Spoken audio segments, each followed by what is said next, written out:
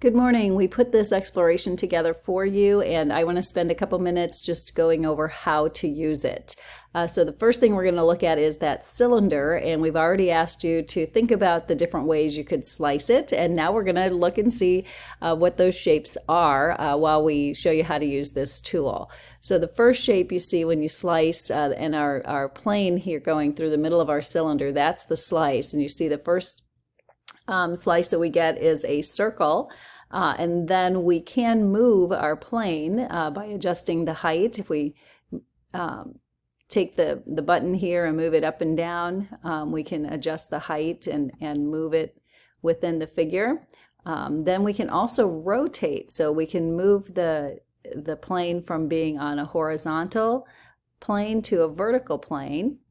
And you can go anywhere in between as well. So notice when we do the vertical plane that we get a rectangle. The slice going vertically through the cylinder is a rectangle. And if we go at an angle, we actually get an oval or an ellipse. We would say mathematically that's an ellipse.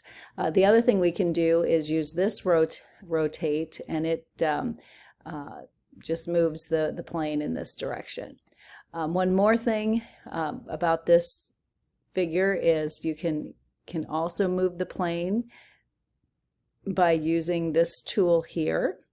The box represents our cylinder, and then the crossbars are locating the location of our plane. So you can move that around if you choose to do. And when you do that, you're seeing that we get another shape here,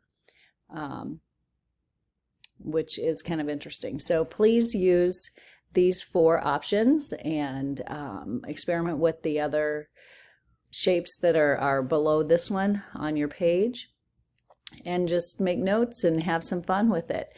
Now, if you want to start over, one thing that you'll need to do is use the reset button on your computer and just reset back to the beginning.